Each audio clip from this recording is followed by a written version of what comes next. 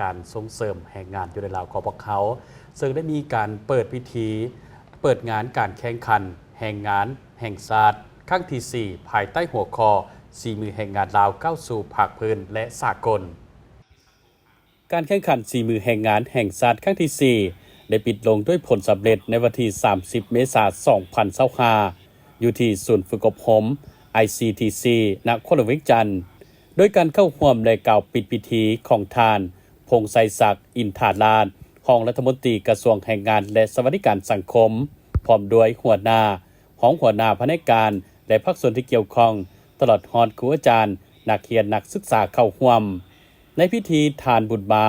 สิทธิโสมหัวหน้าสถาบันพัฒนา4 มือแรงงานกระทรวงแรงงานและสวัสดิการสังคมได้รายงานผลการสำเร็จของงานดังกล่าวว่าการแข่งขัน4 มือแห่งการแห่งชาติในครั้งนี้จัดขึ้นเป็นครั้งที่ 4 ภายใต้คำควร4 มือแห่งงานลาวก้าวสู่ภาคพื้นและสากลโดยมี5สาขาสร้างคือสาขาสร้างติดตั้งไฟฟ้าอาคารสาขาสร้าง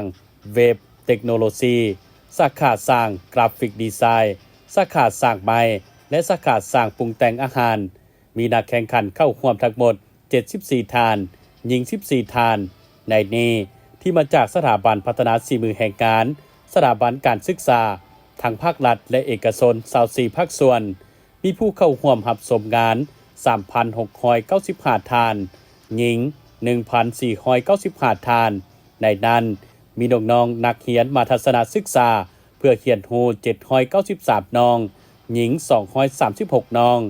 ที่มาจาก8โรงเรียนจุดประสงค์ของการจัดงานในครั้งนี้ก็เพื่อเสริมสร้างทักษะควบรู้ความสามารถและแลกเปลี่ยนบทเรียนระหว่างนักแข่งขัน4 มือแห่งการทางภาครัฐและเอกชนด้วยกัน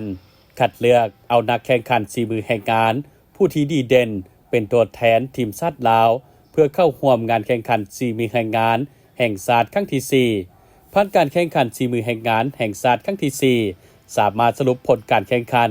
และได้รับรางวัลชนะเลิศเหรียญคำพร้อมเงินสดมีคือสาขาเว็บเทคโนโลยีได้แก่ท้าวเก่งเฮอจากวิทยาลัย BCT แขวงเวียงจันทน์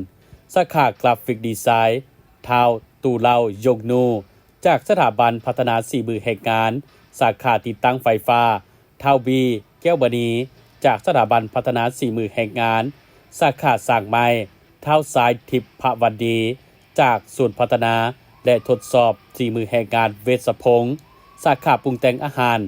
นางดอกแก้วหมื่นวิเศษจากวิทยาลัยเทคนิคปากประสากของชนะเลิศอันดับที่ 2ไม่ได้รับเหรียญเงินและอันดับที่ 3ไม่ได้รับเหรียญทองพร้อมเงินสดและใบย่องยอ